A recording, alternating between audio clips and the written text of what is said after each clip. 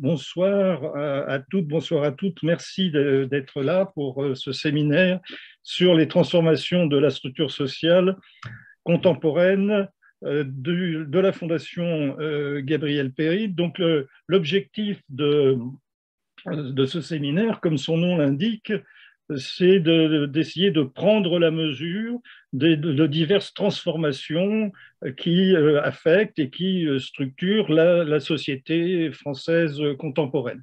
Alors, aujourd'hui, c'est notre 9e séance. Nous avons eu des séances sur la transformation des métiers et de l'emploi, avec des réflexions sur la construction des catégories sociales. Nous avons eu une séance sur les clivages sociaux au niveau européen, sur la place des femmes dans la population active, sur le travail numérique, les plateformes numériques, sur la dépendance des chauffeurs Uber, sur les forces et faiblesses du syndicalisme, sur les mobilisations syndicales en Europe. Et aujourd'hui, nous allons réfléchir prendre la mesure d'un phénomène extrêmement important qui est le phénomène migratoire, dont nous savons tous à quel point c'est un enjeu politique majeur, particulièrement sensible, qui suscite des peurs, des fantasmes, d'où l'importance d'avoir une vision claire, nette et précise de la réalité des choses. Et c'est ce que Madame Catherine Withold-Vanden va nous faire. Donc, Catherine Withold-Vanden est politologue. Elle est directrice de recherche émérite du CNRS, rattachée au CERI, Centre d'études et de recherche internationale. Elle est docteure d'État en sciences politiques de l'Institut d'études politiques de Paris. Elle est l'auteure d'une vingtaine d'ouvrages sur l'immigration, les migrations, les discriminations, la citoyenneté, l'intégration. Elle est consultante auprès de l'OCDE, du Conseil de l'Europe, de la Commission européenne, du Haut Commissariat des Nations Unies pour les réfugiés. Elle est ou elle a été, je ne sais, membre du conseil scientifique du cercle de la LICRA. Oui, absolument. Son dernier ouvrage, connu de moi en tous les cas, c'est l'Atlas des migrations, de nouvelles solidarités à construire en 2021, mais je crois qu'il y a un autre ouvrage. Et qui se prépare, voilà, qui doit sortir en février. En préparation. Figure de l'autre, on sera dans le sujet de la campagne présidentielle. Donc, cette séance, comme les précédentes, va être enregistrée et donc vous pouvez en prendre connaissance sur le site de la Fondation Gabriel Péri. Voilà, j'ai trop parlé. Madame de Vanden, vous avez la parole et nous vous écoutons. Alors, merci beaucoup à la Fondation Gabriel Péri et à Daniel Gaxi et tous les organisateurs de cette soirée d'avoir prévu cette thématique de l'immigration qui est d'une très grande actualité. Et donc, je vais essayer de répondre tout d'abord à certains flous sur les données, parce que le mensonge sur les chiffres fait partie du débat politique, malheureusement.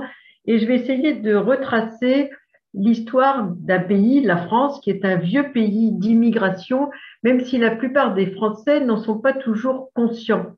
Je suis participante des activités conseil d'orientation du musée de l'immigration et le musée aussi s'évertue à essayer de montrer que la France est un pays d'immigration. Alors tout d'abord, la France est le plus ancien pays d'immigration en Europe, puisque l'immigration a commencé dès l'immigration de masse, surtout pour des raisons de travail, a commencé dès la deuxième partie du 19e siècle, parce qu'il y avait eu la conjonction d'un déclin de la population qui avait commencé à partir de la fin du 18e siècle, donc il y avait moins d'enfants, et d'autre part d'un essor industriel sans précédent qui demandait beaucoup de bras dans la France du Second Empire et de la Troisième République. Donc, cette conjonction de deux phénomènes, manque de main-d'œuvre et besoin de faire fonctionner l'industrie, les mines, les infrastructures comme les chemins de fer, etc., explique le recours précoce à l'immigration. Alors, les premiers chiffres sur l'immigration en France sont consignés au recensement de 1851, où il y a 380 000 étrangers recensés en France. Il y en aura 1 million à la fin du 19e siècle, donc autour de 1900. Et à l'époque, donc, cette immigration est surtout une immigration de voisinage. Il faut relire Germinal, par exemple, les Belges, par exemple, mais aussi une immigration italienne, surtout du nord de l'Italie, une immigration aussi qui va devenir polonaise un peu plus tard. Donc, on a surtout Suisse aussi et allemande. Les Allemands étaient nombreux dans leur pays, d'où les théories de l'espace vital, liées pas tellement à la taille des familles, mais à une politique précoce d'hygiène et de santé publique qui avait été menée par Bismarck. Et donc, on a un essor de la population qui va se traduire par une importante immigration en France. Ce sont les plus nombreux, il ne faut pas l'oublier, à la fin du 19e siècle. Donc, on a cette immigration de voisinage et le débat à l'époque, à l'approche de la Première Guerre mondiale. Donc, si on regarde par exemple des journaux qui se voulaient un peu sérieux comme l'Économiste français, c'était des populations ou des nationalisations, c'est-à-dire qu'il s'agissait de choisir entre avoir moins de population sans toucher au code de la nationalité qui avait été défini par Napoléon Ier, le code civil avec le droit de la filiation, ou alors changer notre droit de la nationalité. On a été les premiers en Europe à avoir un équilibre droit du sol, droit du sang, en introduisant ou en réintroduisant le vieux droit féodal du droit du sol. Et donc, la loi de 1889, à l'époque, va établir cette évolution pour, à l'époque, surtout dans l'approche d'un éventuel conflit franco-allemand, faire des soldats, bien sûr, mais aussi faire grossir artificiellement cette population française qui était en déclin. On était dans une sorte de contrôle des naissances de plus en plus important, donc alors qu'on manquait de main-d'œuvre. Donc, il ne faut pas croire que pour ces Européens qui étaient les migrants de l'époque, les choses étaient très heureuses. Hein. Il y a eu beaucoup d'affrontements entre les étrangers et les Français, même si le fait d'être étranger ou français ne changeait pas grand-chose en termes de droits sociaux à l'époque. Hein. On était dans la période de la conquête des droits sociaux et le bénéfice de devenir français pour des raisons sociales était assez faible en réalité, comme l'écrit d'ailleurs Gérard Noiriel. En revanche, ce qui était très important, c'était les affrontements permanents sur le thème de la concurrence sur le marché du travail des Français avec les étrangers. Il ne faut pas oublier que cette période, c'est la tuerie d'Aigues-Mortes de 1893, le massacre des Italiens dans les salines d'Aigues-Mortes, donc à qui les Français reprochaient de travailler trop ardemment et donc de casser les prix. Donc, il ne faut pas l'oublier. Et on a eu beaucoup d'autres affrontements, ce qu'on a appelé les vêpres marseillaises, qui ont un peu précédé 1881, la tuerie d'Aigues-Mortes de 1893. Donc, les choses n'étaient pas du tout heureuses. Ensuite, on a cette poursuite de cette immigration européenne, donc jusqu'à la guerre de 14. Et avec la guerre de 14, on va avoir à nouveau, à la fin de la guerre, besoin de main-d'œuvre. C'est-à-dire que dès 1919, il n'y avait pas vraiment de recrutement fait par l'État. C'était le patronat, si j'ose dire, la grande industrie, ainsi que les charbonnages et les mines de fer, entre autres de Lorraine, qui recrutaient eux-mêmes la main-d'œuvre, ce qu'on appelait la Société générale de l'immigration, créée en 1919 et qui va continuer à recruter jusqu'à la Seconde Guerre mondiale. Donc, on n'a pas de politique publique de recrutement de l'immigration, elle se fait par le patronat et le patronat va chercher de la main-d'œuvre plus lointaine quand certains voisins viennent moins nombreux. Donc, ils vont chercher des Polonais, surtout pour la reconstruction, pour travailler dans les mines également, dans le Nord et en Lorraine. Et ensuite, ils vont avoir d'autres nouveaux flux d'immigration qui viennent de l'effondrement des grands empires, donc l'Empire austro-hongrois, l'Empire ottoman, l'Empire russe, des vagues de réfugiés qui vont aussi entrer sur le marché du travail. On a eu l'arrivée des Arméniens pendant la Première Guerre mondiale. On a également une immigration russe, qui sont surtout les démobilisés de l'armée blanche. Hein, ce n'étaient pas tous des princes, contrairement à ce qu'on peut croire. Et puis, on a également des minorités donc, qui étaient apatrides et qui vont se voir délivrer ce qu'on a appelé le passeport Nansen, un passeport établi en 1922 pour donner un statut aux personnes qui avaient perdu leur nationalité après l'effondrement de ces grands empires. Et puis, bien sûr, un peu plus tard, on a la guerre d'Espagne, donc qui amène son lot de réfugiés et un certain nombre de militants politiques contre l'Italie fasciste et l'Allemagne nazie. Donc, on les appelait les fuoriusciti en Italie. Donc, on avait une population qui s'est énormément diversifiée dans son paysage migratoire dans l'entre-deux-guerres, dans un contexte tout aussi délétère que celui qu'on a aujourd'hui autour de l'immigration, qui était autour de l'antisémitisme. Il ne faut pas oublier qu'il était virulent pendant cette période et on va avoir donc une montée de toutes les productions d'informations antisémites à travers les journaux, les caricatures, etc., les textes qui sortent sur cette question. Et dans cet antisémitisme, si on s'intéresse aux transformations de la structure sociale, il ne faut pas oublier qu'il était plus tourné vers les qualifiés que les non qualifiés, parce que sans doute la concurrence était perçue ainsi avec des avocats, des médecins, etc., étrangers, éventuellement juifs. Et donc, il y avait beaucoup de manifestations dans les universités contre cette population qui était perçue comme concurrente, là aussi. Hein. Ensuite, on a une période plutôt faste quant à l'acceptation du phénomène migratoire qu'on a appelé les 30 glorieuses. Après la Seconde Guerre mondiale, il ne faut pas oublier que nombreux ont été les étrangers qui ont participé à travers plusieurs structures, donc, dont la main-d'œuvre immigrée autour de la résistance, donc, qui a fait changer un petit peu le regard sur cette population. Et surtout, on a eu un besoin furieux de main-d'œuvre dès 1945 et l'État prend en charge la politique migratoire. On crée en 1945 l'Office national de l'immigration qui a le monopole du recrutement de la main-d'œuvre étrangère. Et on remet à plat le droit de la nationalité pour introduire encore plus de droit du sol dans cette période où on continue à avoir un déficit démographique en France. Donc, par une modification du droit de la nationalité qui donne plus de droits à ceux qui acquièrent, enfin, des droits plus rapides à ceux qui acquièrent la nationalité française en 1945. Et donc, l'immigration, à l'époque, continue à être une immigration surtout européenne, mais aussi assez diversifiée, puisque vont arriver progressivement les Yougoslaves, également les Portugais. On aura jusqu'à 800 000 Portugais au recensement de 1982, par exemple. On a une immigration de travail espagnole, c'est plus seulement des réfugiés, mais des travailleurs du sud de l'Espagne surtout.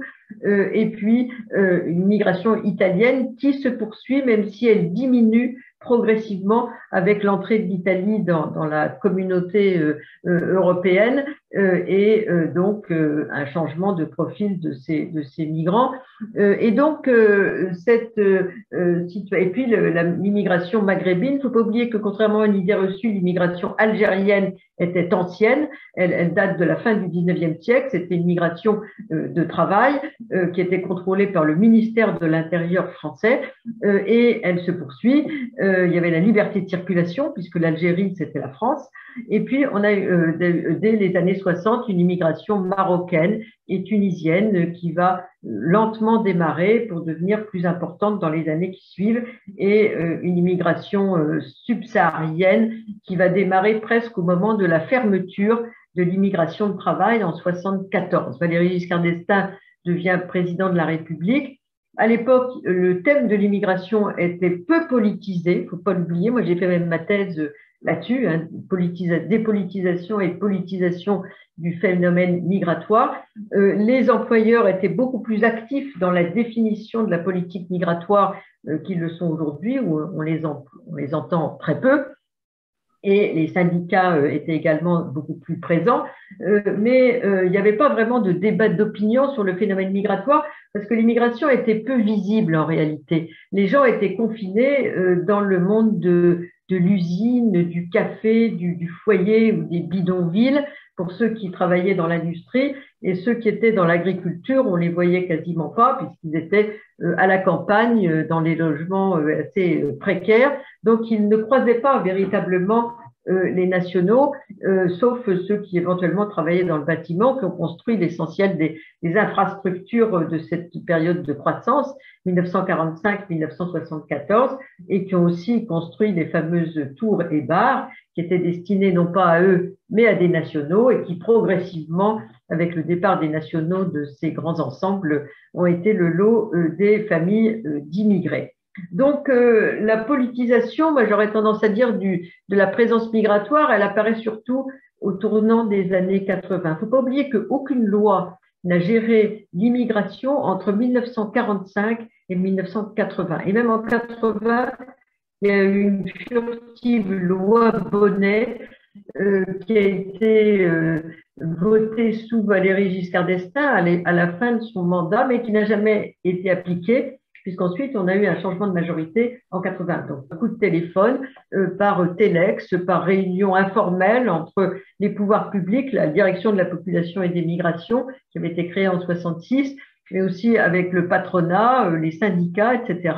Mais c'était quelque chose de relativement, disons, considéré comme technique, relégué à ce qu'on aurait pu appeler des questions sociales. Entre-temps, les migrants les étrangers, enfin, immigrés ont acquis à peu presque l'égalité des droits sociaux dans l'entreprise, sauf la possibilité d'être éligible au Conseil de prud'homme, qui suppose l'exercice de la souveraineté nationale, et ils n'ont pas obtenu, après 30 ans de débats qui ont commencé dans les années 64-76, le droit de vote local et l'éligibilité locale des étrangers. En 81, ils acquièrent la liberté d'association avec le changement de majorité et un changement aussi une frénésie législative qui va apparaître à partir de 81 jusqu'à aujourd'hui. L'ordonnance de 45 qui avait été définie en 1945, donc pour établir l'entrée et le séjour des étrangers, a été modifiée une trentaine de fois aujourd'hui. Chaque fois qu'on a un nouveau changement de gouvernement, on a une nouvelle loi sur l'immigration, ce qui montre le degré de politisation pour marquer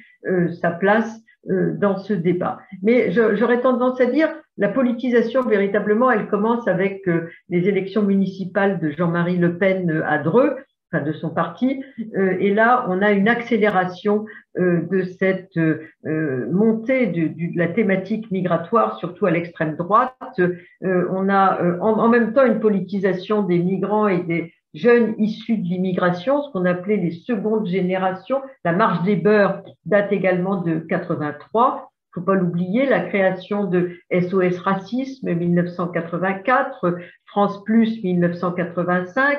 On a une alternance gouvernementale, donc on voit avec les lois Pasqua le durcissement de la politique migratoire, et la carte de 10 ans est accordée en 84 aux étrangers, donc le renouvellement sans nécessairement dépendance du séjour avec le travail, qui était une revendication de très longue date. Et puis, à partir de 93, l'entrée du dispositif européen dans la législation migratoire française, parce que désormais, c'est l'Europe qui décide des flux et l'État français s'occupe simplement de la politique d'accueil et d'intégration. Donc, on a un changement de gestion du phénomène migratoire à cette époque-là, dans un contexte de très haute politisation. C'est aussi une loi qui sera adoptée par qui sera proposée et votée sous la période à nouveau de Charles Pasqua au pouvoir à l'intérieur dans cette période, il ne faut pas l'oublier, de régularisation décidée par la gauche, notamment une en 82-83 et une autre en 97 sous Jean-Pierre Chevènement, et une suite de débats qui ressemble beaucoup à celui qu'on a aujourd'hui, le club de l'horloge, qui était le club de réflexion de l'extrême droite, du Front National, avait déjà sorti en 85 le thème de la réforme du droit de la nationalité sur les Français sans le vouloir, sans le savoir, les Français de papier, comme disait déjà Jean-Yves Le Gallou. Donc, il semblait urgent de rétrécir cet accès à la nationalité française en réduisant le droit du sol, débat qu'on retrouve encore aujourd'hui, malheureusement. Et on est revenu, après une tentative de réforme du droit de la nationalité en 88 qui a été abandonnée après une commission, finalement, on est revenu à l'équilibre droit du sol, droit du sang, avec la loi Guigou qui a été adoptée par la suite. Donc voilà cette haute politisation. Je voudrais aussi dire un mot sur les chiffres, parce que les chiffres qui ont été utilisés à des fins politiques, très souvent avec le thème de l'invasion, etc., ceux qui sont utilisés ne correspondent pas du tout à la réalité. En France, on a une très grande stabilité des flux, d'abord sur les étrangers. Je précise que les étrangers, ce sont les non-nationaux. Les migrants, ce sont ceux qui sont nés dans un pays et qui vivent dans un autre pays pour une durée égale ou supérieure à 1 an. Donc, le chiffre des migrants est toujours supérieur à celui des étrangers. En France, on a 4,7 millions d'étrangers en France, c'est-à-dire de non-nationaux.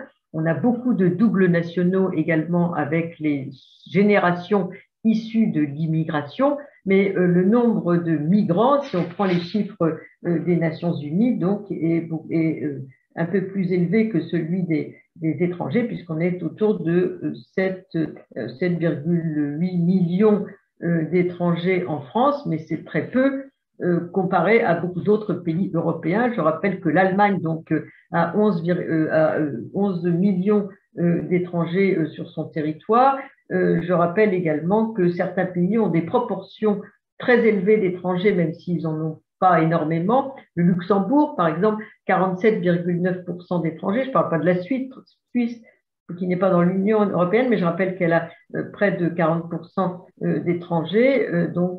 Également le Royaume-Uni, 9,5%, l'Italie et l'Espagne, donc 8,5%, etc. Donc, on est dans une moyenne européenne concernant la part des étrangers dans la population française et la part des migrants dans la population française. Et en France, on a en moyenne 250 000 entrées légales annuelles qui sont pour l'essentiel du regroupement familial, comme dans tous les pays européens. L'essentiel des entrées légales, c'est du regroupement familial, suivi par les étudiants. L'Europe a essayé de s'ouvrir aux étudiants, pas seulement européens, mais du monde entier, les réfugiés et seulement les travailleurs, puisque l'immigration de travail est soit fortement restreinte, soit arrêtée pour l'immigration de travail salarié peu qualifié depuis 1974. Donc, la France a beaucoup de mal à se considérer comme terre d'immigration parce que ça ne fait pas partie de son imaginaire national. L'imaginaire national, il est construit en principe sur le contrat social et la citoyenneté, mais l'immigration n'en fait pas partie, à la différence de pays comme les États-Unis, le Canada, les pays d'Amérique latine, l'Australie, qui considèrent que les nouveaux arrivants font partie des citoyens de demain. En France, c'est pas du tout envisagé comme tel. D'ailleurs, en Europe non plus, faut pas l'oublier, parce que l'Europe n'a jamais construit non plus son identité sur le phénomène migratoire, même si la citoyenneté européenne qui est définie dans le traité de Maastricht est une citoyenneté moderne dans la mesure où elle est construite sur la citoyenneté qui est construite sur l'idée de mobilité. Les droits essentiels des citoyens européens, c'est la liberté de circulation, d'installation et de travail à l'intérieur de l'Europe, avec des frontières ouvertes pour les Européens au fur et à mesure des nouvelles adhésions dans une Europe qui s'élargit également. Donc, c'est une citoyenneté qui inclut l'idée de la mobilité. Mais dans l'Europe en tant que telle et en France, dans notre hexagone, on ne peut pas dire que l'immigration soit considérée comme un élément essentiel de définition de l'identité française. Donc ça, je crois que c'est un aspect très important qui explique nos débats. Il faudrait aussi ajouter les reliquats de la guerre d'Algérie, donc ce qu'on appelle les post-coloniales, et des îles à sucre aussi, l'esclavage, etc. Tout ça, ça ajoute au débat. Mais je voudrais quand même rappeler que, contrairement à une idée répandue, le rejet de l'autre, il n'est pas lié à des migrations non européennes. Pendant très longtemps, l'essentiel de l'immigration en France, c'était des Européens, et malgré tout, l'acceptation était tout à fait désastreuse et avec beaucoup de violence, et que la distinction entre les deux, quand pour mon livre qui va s'appeler Figure de l'autre, donc pour CNRS Éditions, qui devrait sortir au printemps 2022, le débat opposant fortement les Européens ou non-Européens avec des questions sur l'intégration n'apparaît que dans les années 1980. Donc auparavant, ce n'était pas un sujet. Et on pensait, d'ailleurs, on a construit notre politique migratoire sur des scénarios qui n'ont pas eu lieu. On a voulu monter une politique de retour en 1977 qui n'a pas donné de résultats, comme on essaye de le faire d'ailleurs en Europe aujourd'hui, et on a pensé que les non-européens repartiraient chez eux et que les autres, au contraire, resteraient. Or, les Italiens ne sont pas venus très nombreux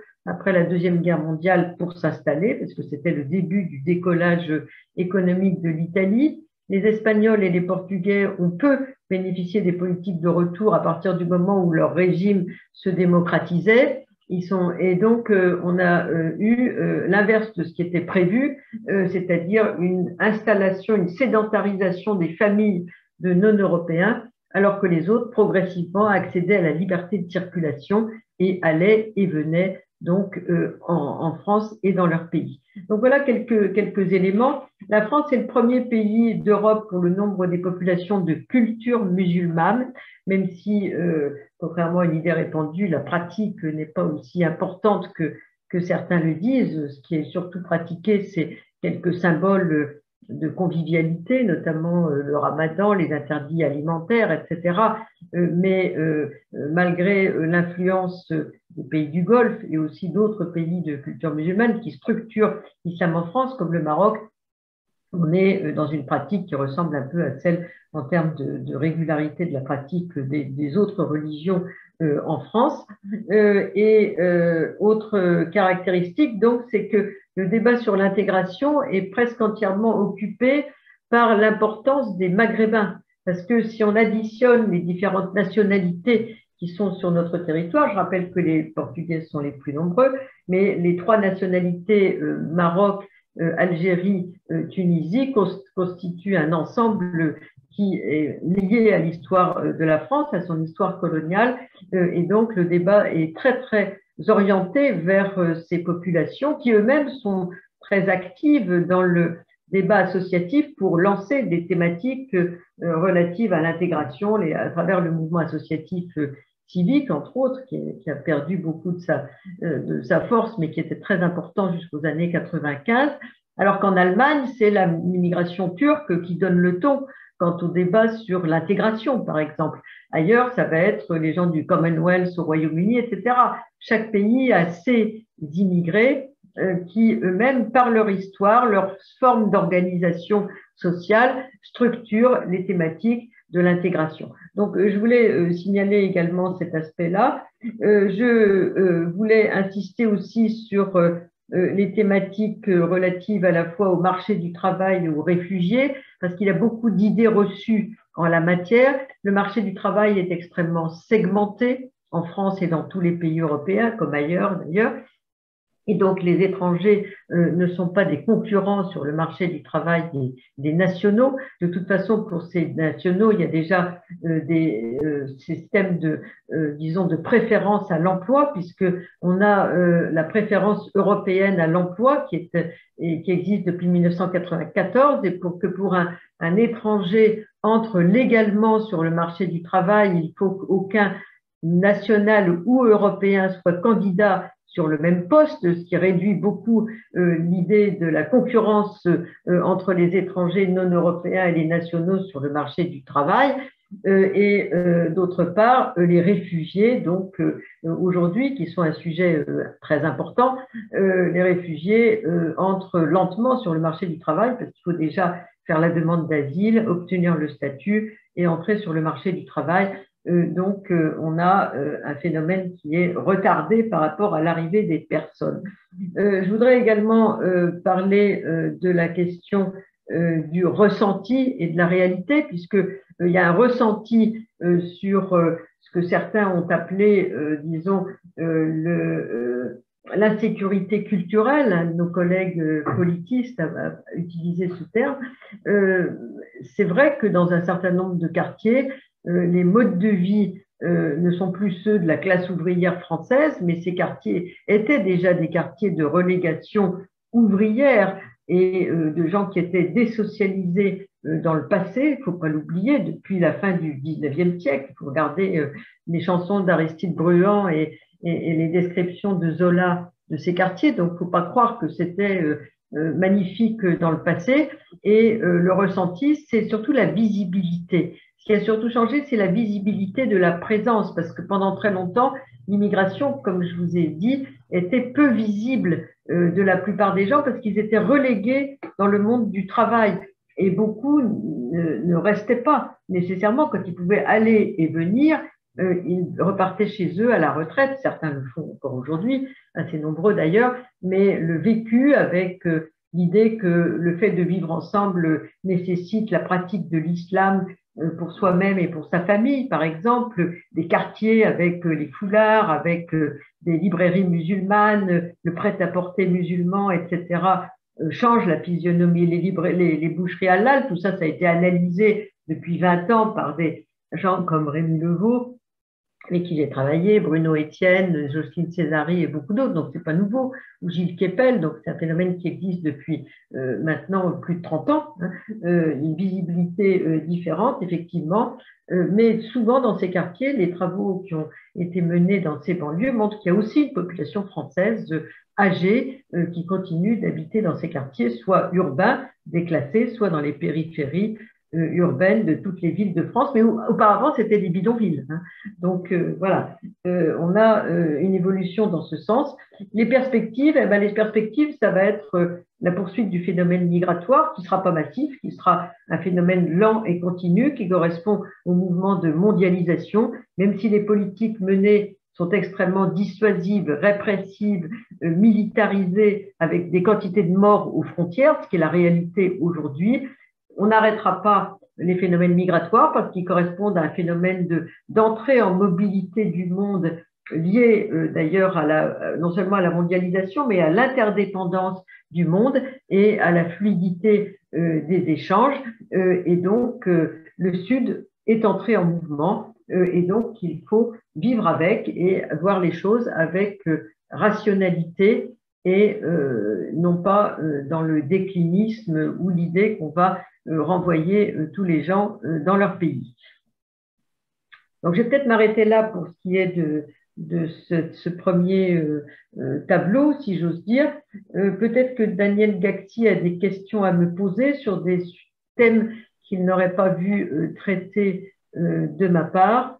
Et puis, bien sûr, ensuite, je répondrai aux questions de la salle, si j'ose dire. Merci beaucoup pour cette communication très, très riche avec cette perspective historique et puis un point un peu morphologique sur la situation actuelle. Donc effectivement, j'ai quelques questions à vous poser en réalité pour relancer un petit peu des choses que vous avez déjà abordées. Je rappelle que les participants peuvent poser des questions à partir de l'onglet Q&R, questions et recherches que vous pouvez voir au bas de votre écran. Alors, j'ai une première question. Vous avez dit qu'il y a 250 000 entrées légales. Est-ce qu'on a une idée, approximative j'imagine, des entrées irrégulières? Donc, quel est le volume? Comment on mesure? Et lié à cela, c'est la question de la pression migratoire. Qu'est-ce que ça veut dire selon vous? Quels sont les indicateurs de cette pression migratoire? Est-ce qu'elle est en évolution? Est-ce qu'elle est en hausse? Est-ce que vous pouvez nous dire quelques mots sur ce premier point? Merci beaucoup. Alors, sur les irréguliers, par définition, on n'a pas de chiffres, puisqu'ils sont en situation irrégulière, donc souvent ils se cachent, si j'ose dire, ils sont entrés par les passeurs pour certains, mais une grande partie de la migration irrégulière est entrée légalement. Ce qu'on a tendance à oublier, ce sont les demandeurs d'asile. Et à partir du moment où moins de la moitié des demandeurs d'asile obtiennent le statut de réfugié, on fabrique beaucoup d'irréguliers avec la politique de l'asile. Et donc ça, c'est un phénomène très important parce que ces gens, surtout s'ils viennent de pays qui sont en guerre, on ne peut pas les reconduire dans leur pays, c'est interdit par la Convention de Genève et le principe de non-refoulement.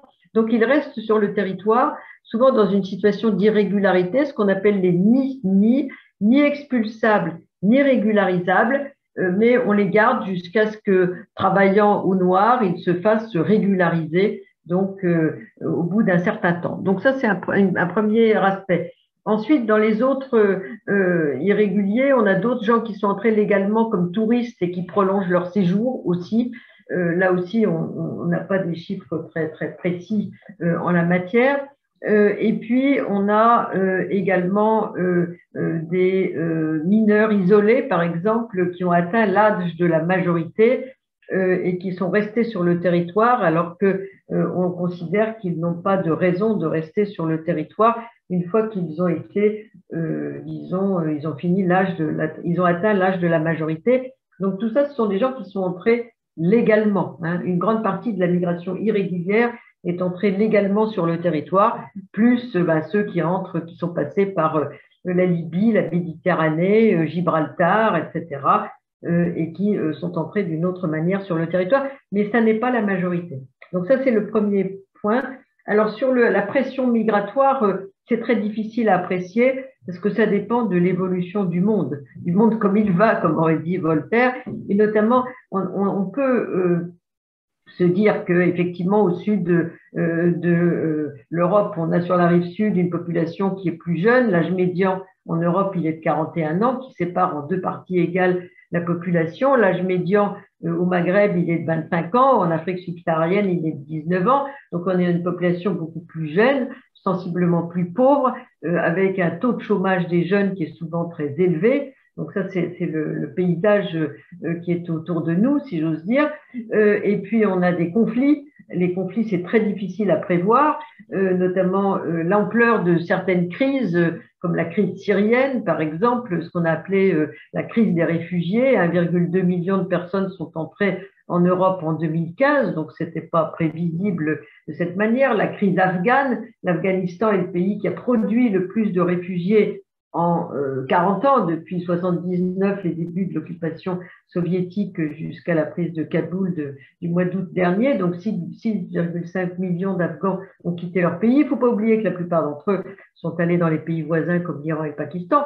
Une petite partie est allée bien sûr en Europe. Mais c'est très difficile de savoir, même d'une année sur l'autre, quel est le pays qui va exploser et qui va provoquer vers chez nous des flux, parce que la plupart des flux sont des flux sud-sud pour les réfugiés, et une petite partie seulement arrive en Europe. Donc la pression migratoire, elle est assez difficile à évaluer. Ça dépend aussi beaucoup de l'évolution politique des pays de départ qui ne sont pas dans une situation de guerre civile, hein, plus proche de chez nous, sur la rive sud de la Méditerranée.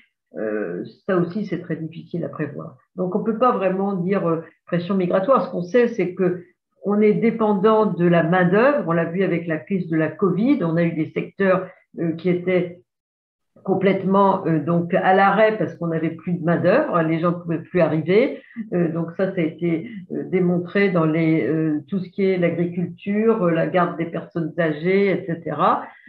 Puisqu'on était dépendant de pays pour lesquels les frontières étaient fermées. On en a pris conscience.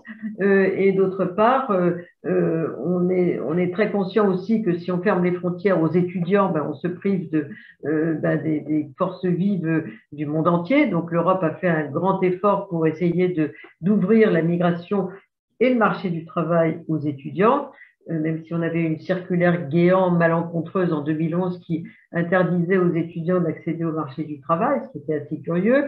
Et puis pour le reste, c'est très difficile à prévoir. Ce qu'on sait, c'est on est interdépendant par rapport à des pays plus jeunes, plus pauvres et qui sont proches de l'Europe. Merci. Alors, j'ai une autre question. Il y a déjà des questions posées par les participants. Je les vois, je ne les oublie pas. Mais je profite de mon privilège d'animateur pour poser ma question. Alors, est-ce que vous pourriez nous donner quelques indications sur les transformations de l'immigration? Alors, vous avez déjà évoqué un phénomène d'élargissement géographique, de mondialisation de l'immigration, mais qu'est-ce qu'il en est s'agissant des niveaux d'éducation, par exemple? Est-ce qu'il n'y a pas une élévation du niveau d'éducation? Et qu'est-ce qu'il en est des secteurs économiques vers lesquels s'orientent ces migrants? Est-ce que ce sont les mêmes que par le passé ou est-ce qu'il y a des différences? Et s'il y a des différences, quelles sont ces différences? Merci de cette question qui est très importante, effectivement. Alors, pendant le passé, on avait surtout de la main-d'œuvre, des bras, si je veux dire. Moi, quand j'étais étudiante à Sciences Po, je faisais de l'alphabétisation dans une association qui s'appelait Amitié sans frontières, et la plupart des gens, ils étaient illettrés. Ils n'avaient jamais été scolarisés, ils venaient surtout du Maghreb ou d'autres pays. Et donc, c'était des gens qui étaient dans le monde, qui travaillaient chez Renault, qui travaillaient chez Citroën, etc., puisque c'était à Paris, enfin, région parisienne. Et donc, on avait une migration de main-d'œuvre, comme on appelait. Et après, j'ai fait une étude pendant 2 ans chez Renault sur les OS dans l'industrie automobile. On avait une population, effectivement, de gens qui étaient très, très peu scolarisés ou pas du tout scolarisés et qui travaillaient aux presses pour la construction des chaînes de montage chez Renault, etc. Donc, c'est plus du tout le cas aujourd'hui parce qu'il y a eu une restriction considérable de ces métiers. Avec la désindustrialisation, cette main-d'œuvre, les mineurs, par exemple, ont disparu complètement avec les mines en Lorraine, dans le nord de la France également, qui occupaient beaucoup de main-d'œuvre immigrée, polonaise, italienne, marocaine, algérienne, etc. Donc tout ça, ça a complètement disparu. Et aujourd'hui, on a d'autres nouveaux métiers qui sont investis par les migrants. Alors, ce qui reste, c'est le bâtiment. Le bâtiment, c'est encore un secteur qui était très important déjà dans les années de croissance, puisqu'on a reconstruit la France dans les années 60, et aujourd'hui, ils continuent à être très nombreux dans ces métiers. Ça, c'est un aspect, et les travaux publics, bâtiments, travaux publics. Il y a aussi tout ce qui est restauration, les métiers de la restauration, de l'hôtellerie, qui demandent toujours beaucoup de main-d'œuvre et qu'on ne peut pas délocaliser, comme le bâtiment. On ne peut pas délocaliser le bâtiment, on ne peut pas délocaliser l'hôtellerie et la restauration. Il y a également tout ce qui est les services à la personne qui demandent, avec le vieillissement de la population, de plus en plus de main-d'œuvre pour lequel il n'y a pas énormément de candidats nationaux. Ça, c'est pour les métiers peu ou moyennement qualifiés, si je veux dire.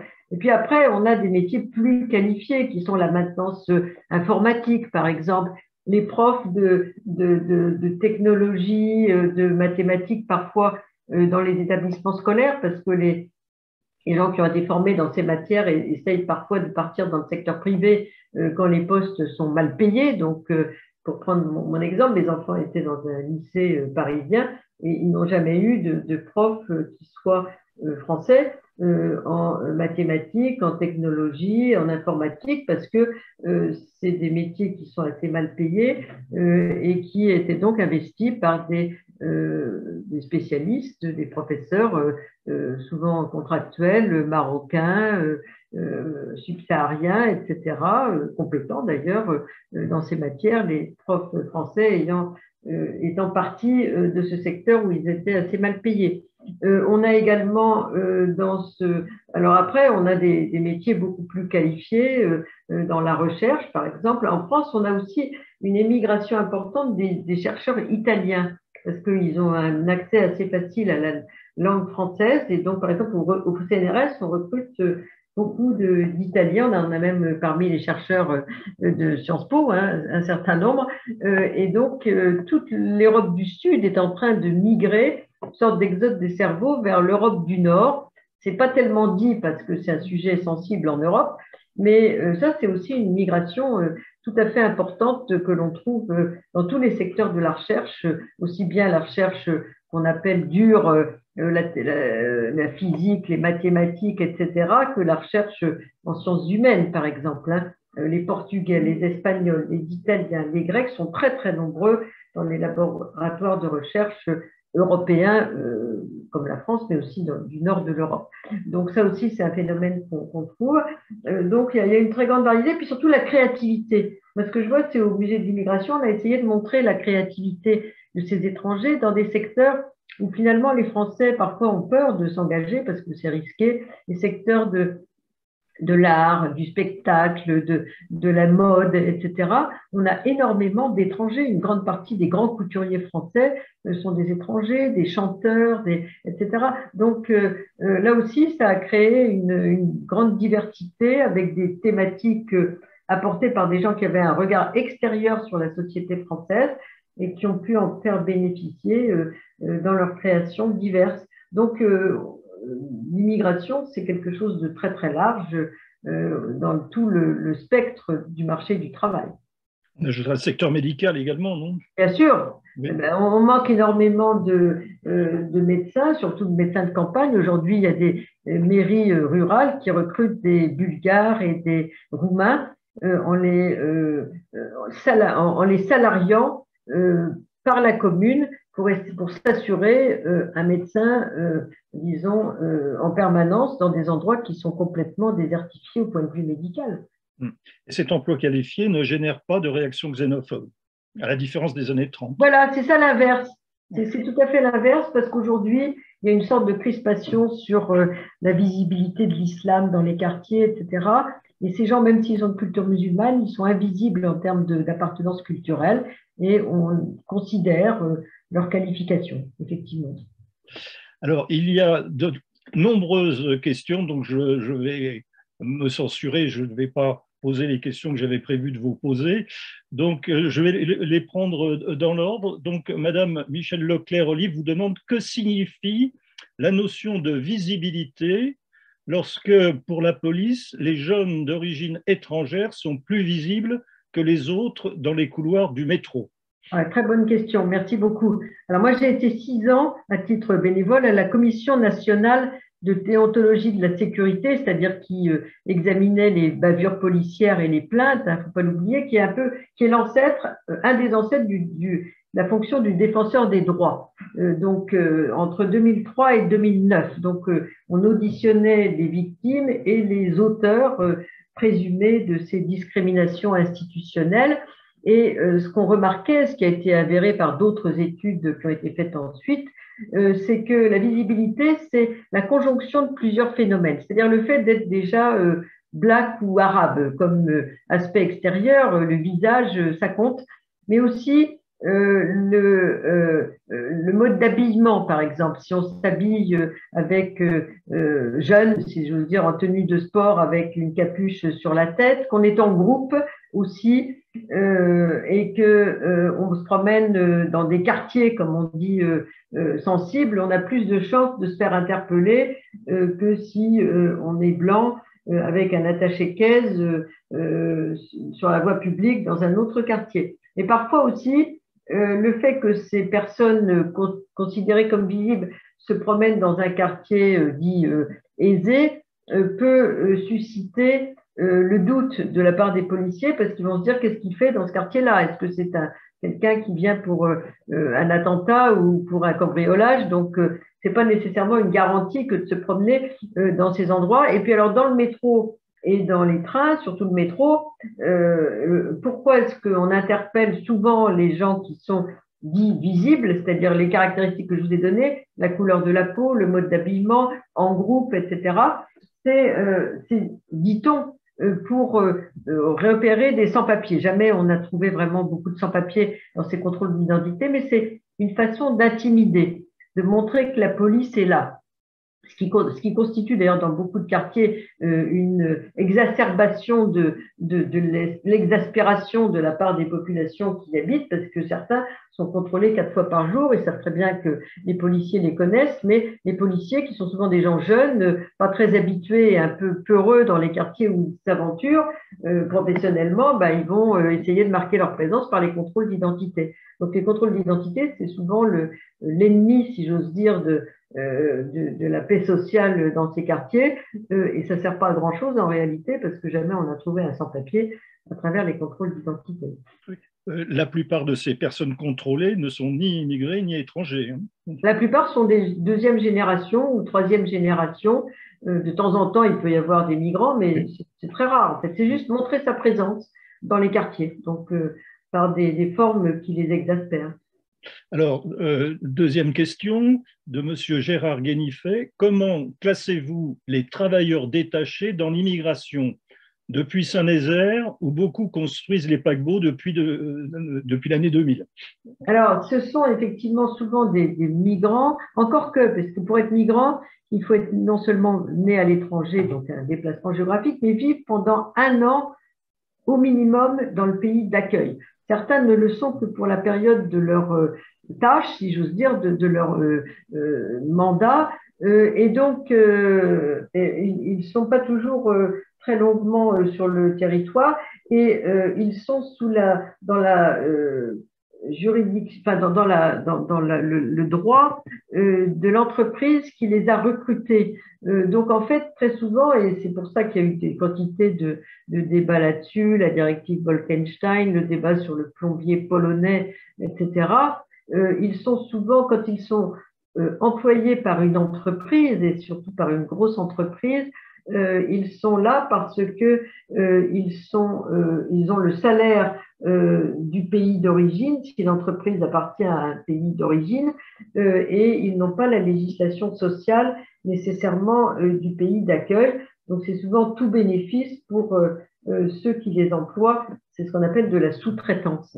Alors il y a un relatif contrôle de la sous-traitance, mais il y a encore beaucoup d'inégalités de traitement salarial et social à travers ces pratiques. Souvent, ce sont des gens qui sont là pour des périodes assez courtes en réalité.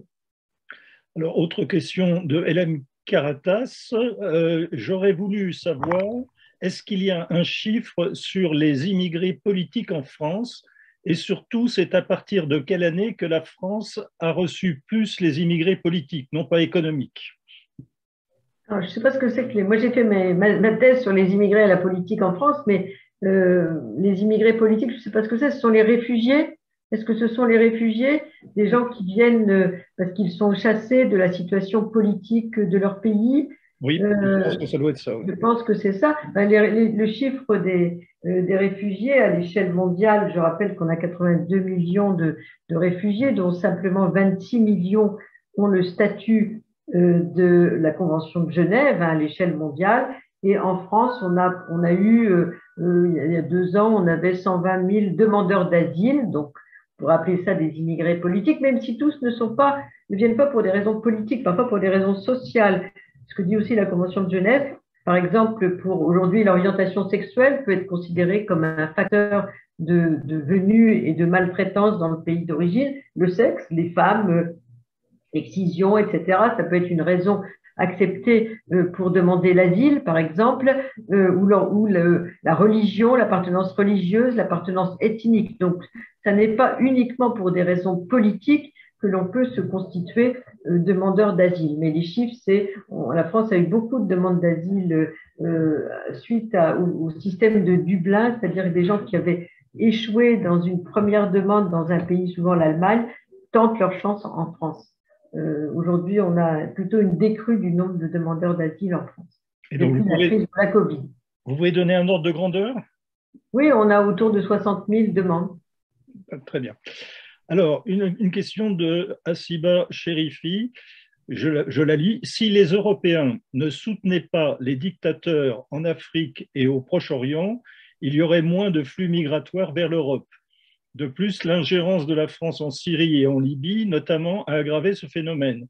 Les populations de ces pays, les jeunes, se plaignent de mauvaise gestion de la part de leurs gouvernants.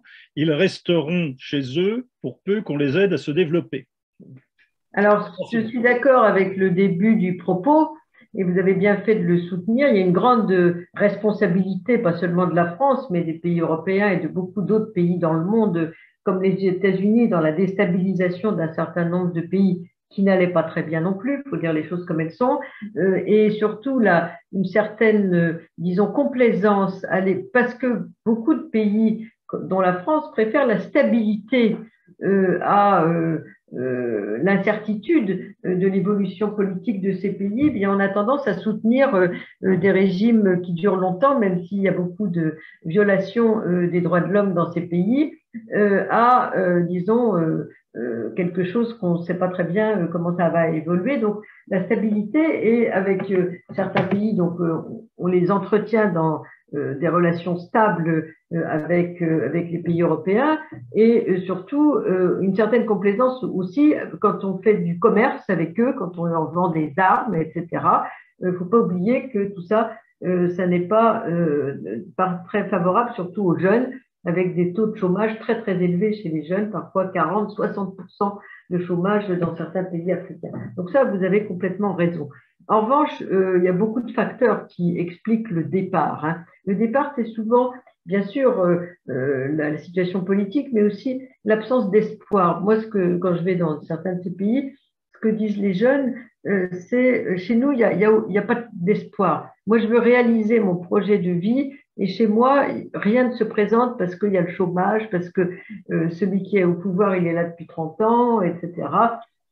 C'est sa clientèle qui occupe les postes, donc il n'y a pas d'espoir. Donc ça, je crois que c'est très important. Absence d'espoir dans des pays non démocratiques. Et puis aussi, la situation économique de pays, alors certains ont des ressources, d'autres n'en ont pas, hein, mais de pays où la plupart des ressources a été accaparée par une classe politique qui reste au pouvoir longtemps. Et donc, le fait que les jeunes n'entrevoient pas de possibilité de réaliser leur projet de vie est un facteur essentiel. Le développement à court terme n'est pas une alternative à la migration. Le développement accélère la migration. Plus les gens sont, surtout le développement humain, c'est-à-dire les progrès de l'éducation, l'amélioration du niveau de vie, les progrès de la santé, les progrès de l'espérance de vie, tout ça, ça facilite l'idée de bouger, de partir pour se donner une nouvelle chance. Donc, les gens de ces pays du Sud nous ressemblent de plus en plus, ils sont complètement dans l'information en permanence et ils considèrent qu'il n'y a pas de raison qu'eux, ils soient scotchés chez eux. On est dans un monde où les 2/3 de la population mondiale ne peuvent pas circuler librement à cause du système des visas, il ne faut pas l'oublier, et beaucoup ne l'acceptent plus et se disent on va bouger, et si on n'a pas de visa, eh bien on va faire appel à des passeurs. Donc à court terme, plus il y a de développement, plus il y a de migration, plus il y a de migration, plus il y a de développement, ça fonctionne dans les deux sens, si j'ose dire. Alors, il y a énormément de questions. Donc, une question de Vladimir Paul. Au-delà de la simple humanité, selon vous, quelle proposition à l'échelle européenne pourrait faire mieux accepter par les peuples l'accueil des étrangers et en faire valoir les atouts pour nos pays en déclin démographique? Alors, très bonne question aussi, merci beaucoup. Alors déjà, je pense qu'il faut surtout légaliser les moyens d'accès à l'Europe. On est depuis 30 ans dans une guerre aux immigrés et ça n'a rien donné, si j'ose dire. Hein. On a 50 000 morts environ en Méditerranée depuis les années 90. On a des poches de relégation comme à Lesbos, comme à Calais, comme autour de Ceuta et Melilla, etc. C'est pas en construisant des murs et des camps qu'on va améliorer la situation. Donc, je pense qu'il faut envisager une autre politique, c'est-à-dire l'augmentation des voies légales pour plus de gens, surtout ceux qui correspondent à des besoins sur le marché du travail dans un contexte de déclin démographique, et également d'autres possibilités, parce que si jamais on ouvre plus le marché du travail, on aura plus de facilité de traiter la demande d'asile. Aujourd'hui, l'Europe est étouffée par ce qu'on appelle des flux mixtes, des gens qui ont le profil, qui tentent l'asile parce qu'ils ne peuvent pas entrer légalement pour travailler, et ensuite qui se font souvent débouter. Mais la seule voie d'entrée, c'est l'asile. Donc le tri est un problème majeur. On a construit 7 hotspots entre l'Italie et la Grèce depuis 2015, etc. Donc je pense que dégorger l'asile, ça pourrait être possible si on avait plus de voies légales d'entrée. Donc il faut ouvrir plus les frontières à plus de gens au titre de l'immigration de travail.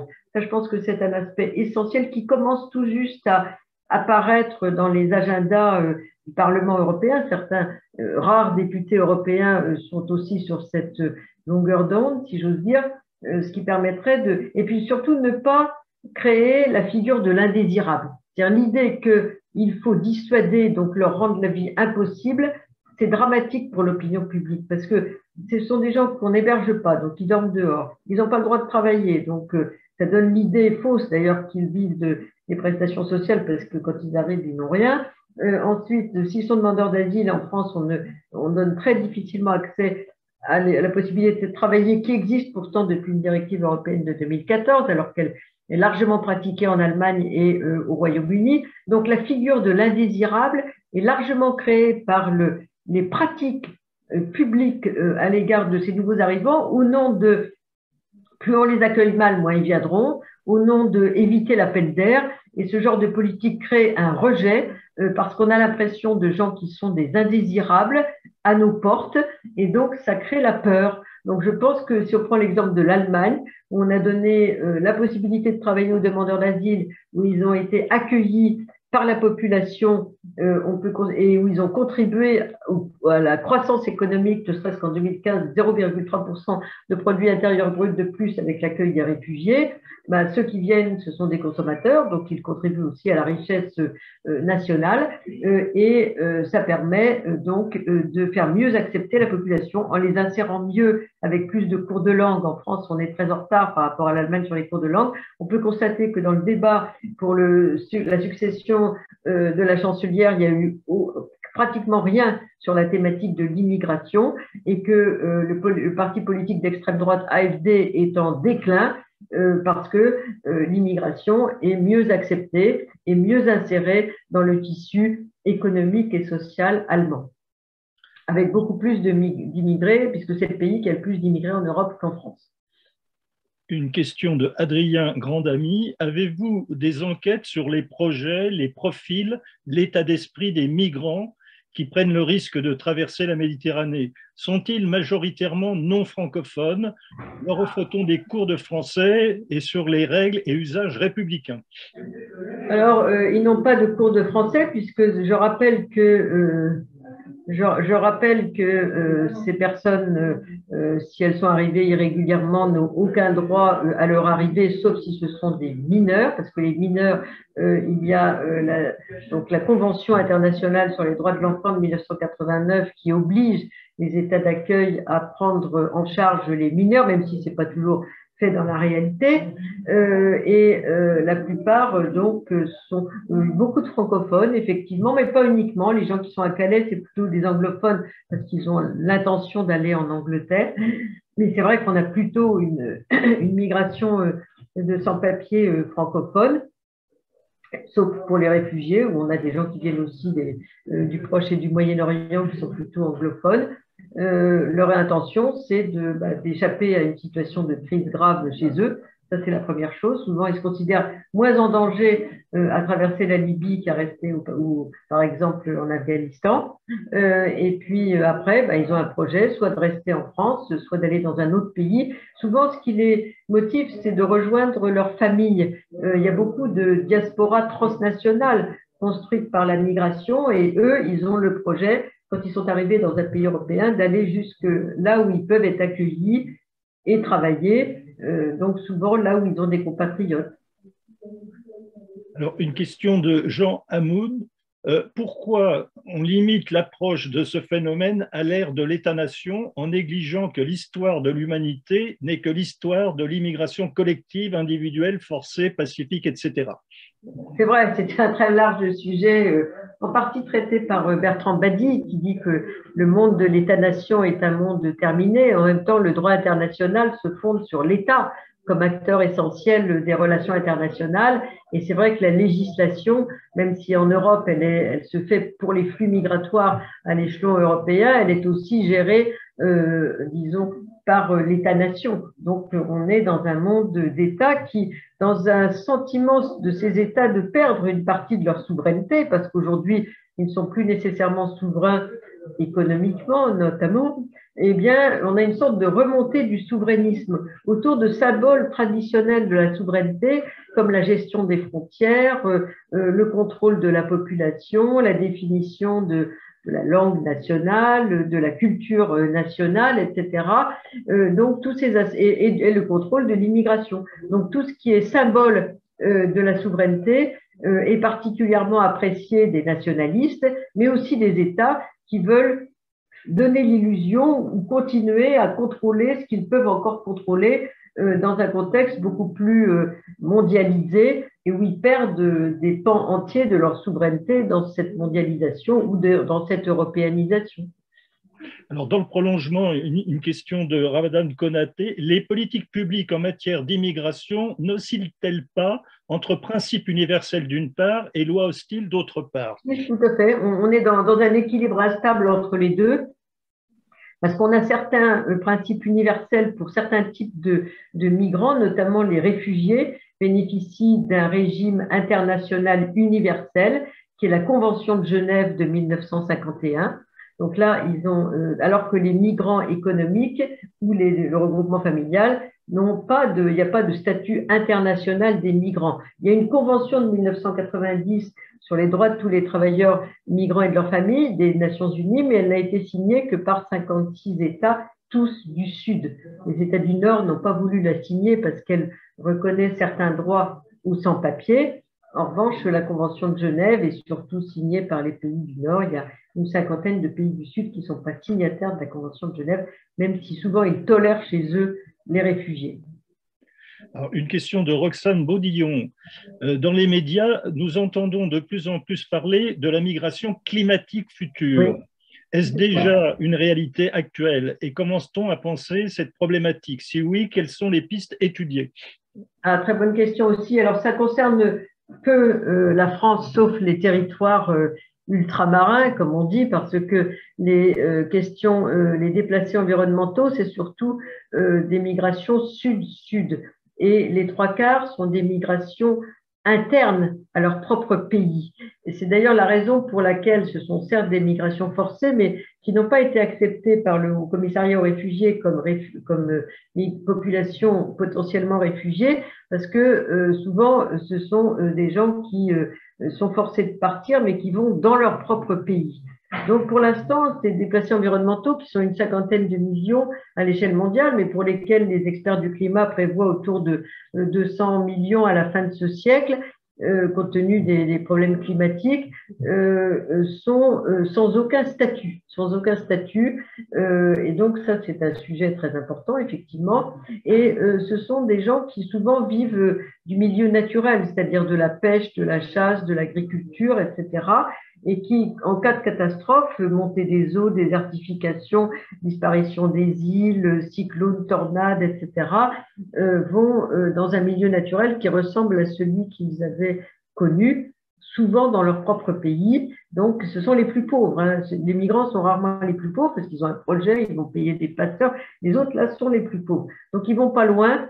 Ils vont chez eux ou à côté et ces migrations, donc, elles se traduisent par le pays le plus menacé aujourd'hui, c'est le Bangladesh, parce que c'est un pays delta avec la montée des eaux qui descendent de l'Himalaya, dont les glaciers fondent, donc le Gange, le Brahmapoutre, et on a des séries d'inondations. Il y a d'autres endroits qui sont menacés, les îles du Pacifique, par exemple, comme Tuvalu, Fidji, qui sont menacées de disparaître sous les eaux, ainsi que certaines îles des Caraïbes. On a également des phénomènes de désertification, de fonte des glaciers. Donc, il y a des causes diverses de déplacés environnementaux. Certains endroits sont peu habités, comme les pôles, par exemple, mais c'est un phénomène qui va prendre de l'ampleur. On ne trouvera pas à notre porte demain des déplacés environnementaux. Les pays les plus menacés sont ceux qui sont voisins de ces pays touchés par exemple par la désertification. Le Maghreb, par exemple, peut être concerné par une arrivée de déplacés environnementaux venant du Sahel. En revanche, en Europe, on n'a pas beaucoup de phénomènes qui risquent de se produire de cette sorte. On a quelques déplacés, sans doute des déplacés environnementaux dans les îles Héligènes entre l'Allemagne et le Danemark, parce que ce sont un bout d'Europe qui est parti dans les eaux au Moyen-Âge et qui est très plat, donc menacé d'engloutissement, mais pour le reste, on n'a pas de phénomène, sauf dans les territoires ultramarins.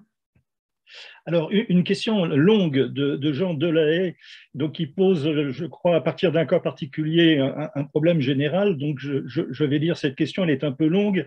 Donc, Jean Delahaye fait état d'une menace terrible et injuste pour la cardiologie vosgienne. Donc, alors même que l'organisation hospitalière s'améliore et que nous tenons à bout de bras le territoire entier, alors même que nous avons des projets communs qui permettraient d'améliorer drastiquement la qualité des soins sur notre territoire, le cercle des préfectures détruit nos services en menaçant d'expulsion monsieur le docteur Ainaga et même monsieur le docteur Ba. Monsieur le docteur Ainaga n'a pas obtenu le renouvellement de son titre de séjour sur un point de détail administratif. De notre côté hospitalier, tout est en ordre, mais le docteur Ainaga peut rester 2 ans en tant que stagiaire associé, le temps de passer et réussir son examen validant son autorisation d'exercice en France. Mais du point de vue préfectoral, il aurait dû demander ce statut en étant dans son pays. Difficile en ces temps de Covid, difficile alors même que les hôpitaux, comme le prouvent les manifestations à Paris de ce week-end, sont au bord de l'implosion. Pourtant, nous avons aidé la préfecture. Voilà, donc j'imagine que ce cas vous inspire des réflexions.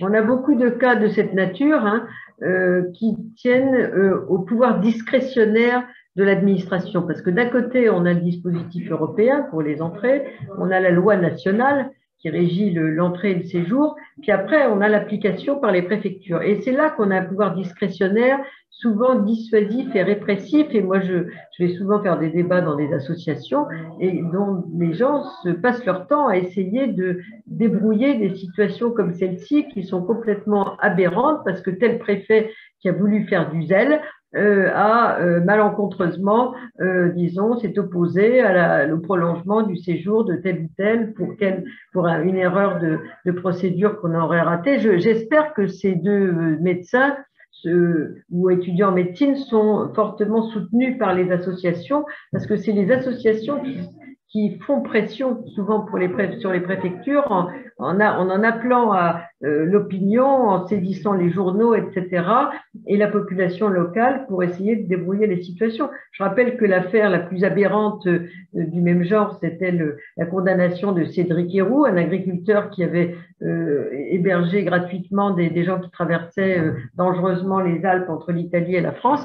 Mais il a fallu que le Conseil constitutionnel dise que c'était au nom du principe de fraternité qu'il faisait cela pour qu'il soit lavé de ces condamnations. Donc aujourd'hui, on en est à condamner les gens qui aident les personnes à soit se maintenir sur le territoire ou à traverser la frontière au nom de l'idée qu'il faut dissuader, etc. Donc le pouvoir discrétionnaire est très très important dans la gestion de l'immigration et très dommageable bien sûr aux populations qui sinon s'inséreraient dans de meilleures conditions. Ça c'est clair. J'espère que ces personnes sont soutenues. Voilà. Monsieur Delahaye a posé une autre question. Il dit, vous n'avez pas parlé de la main-d'œuvre indigène et ce qu'elle a apporté en Camargue. Indigène, c'est-à-dire? Alors, je crois que cela reflète la guerre d'Indochine. Ah oui, si, on a eu une migration effectivement indo-chinoise. Alors, je n'ai pas pu parler de tout. Ces Indo-Chinois ont d'ailleurs été accueillis, si j'ose dire, pas très bien, mais dans des camps comme à Rivesaltes, par exemple, ce qu'on a oublié après les réfugiés espagnols et après donc avant les harkis, etc. Et donc, ces gens ont effectivement fait un travail très important dans un certain nombre dans des conditions très très pénibles pour assécher les marais, etc. Alors, monsieur Vladimir Paul, dans quelle mesure l'Europe prête-t-elle le flanc par sa politique migratoire erratique au chantage opportun à ses frontières et à l'instrumentalisation des migrants par certains de ses voisins. Dans quelle mesure l'Europe en est-elle responsable selon vous? Alors, l'Europe a beaucoup de mal en fait à gérer la question migratoire à cause de la diversité des réactions des pays européens face aux flux et notamment à la crise de solidarité qu'on a vue depuis 2015 entre des pays à l'est de l'Europe, ce qu'on appelle les V4, les pays de Visegrad, la Pologne, la Hongrie, la République tchèque et la Slovaquie, qui ne veulent pas accueillir de migrants ou de réfugiés, et l'Europe de l'Ouest qui, bon an, mal an, malgré les réticences de certains très dépendants de leur opinion publique, accepte quand même d'appliquer les lois existantes en pratiquant le droit d'asile et en accueillant, par exemple, les familles ou les mineurs isolés. Donc ça, c'est une fracture à l'intérieur de l'Europe, et l'Europe a été très faible, si j'ose dire, dans ses réponses. Elle aurait pu sanctionner les pays qui manquaient à la solidarité, parce que la solidarité fait partie du traité constitutionnel européen de Lisbonne de 2007. Aucune sanction ne leur a été imposée et on aurait pu supprimer ou limiter les fonds structurels européens dont ils dépendent. Ce sont des pays qui souvent ont des problèmes de développement économique et de vieillissement démographique, donc aucune sanction n'a été apportée. Et donc, les valeurs de l'Europe ont été très entamées au moment de la crise de 2015 par non seulement la crise de solidarité, mais le manque de confiance des États européens à l'égard des propositions de la politique européenne, de la Commission européenne à l'époque, qui proposait des quotas d'accueil par pays. Donc, l'Europe est très faible, elle est très dépendante donc des États européens et des mouvements d'opinion, de l'extension par capillarité des idées d'extrême droite et du populisme dans les différents pays européens. Et aujourd'hui, elle est en crise de valeurs parce qu'elle a du mal à faire respecter ses valeurs, effectivement. Alors, nous avons vu avec le nombre de questions que le sujet de l'immigration intéresse et que votre communication a suscité également beaucoup d'intérêt. Nous avons abordé beaucoup de questions. Évidemment, un peu dans le désordre, j'ai suivi l'ordre d'apparition des questions. Beaucoup de ces questions demandent à être approfondies. Je crois qu'on peut renvoyer aux travaux de Madame de Vandel, où vous trouverez plus approfondis. On pourra se reporter également à l'enregistrement de cette séance, parce que tout va très vite, hein, et donc quelquefois on a envie de revenir et de s'arrêter un petit peu. Donc je ne vois plus de... J'ai encore des Q et R, mais je ne sais pas si c'est les mêmes que Alors, les il y en a vôtres. qui ont déjà été... Jean Delahaye, j'ai eu Roxane. Alors, il y a une autre question, oui, de Roxane Bonillon. La politique migratoire française est-elle en adéquation avec la politique migratoire européenne? Quels sont leurs objectifs communs ou non? Alors, merci de cette question. Ben oui, plus ou moins, j'aurais tendance à dire la politique de dissuasion avec Frontex comme instrument essentiel de gestion des frontières est à la fois une idéologie, si j'ose dire, qui est partagée à l'échelon européen et par la France.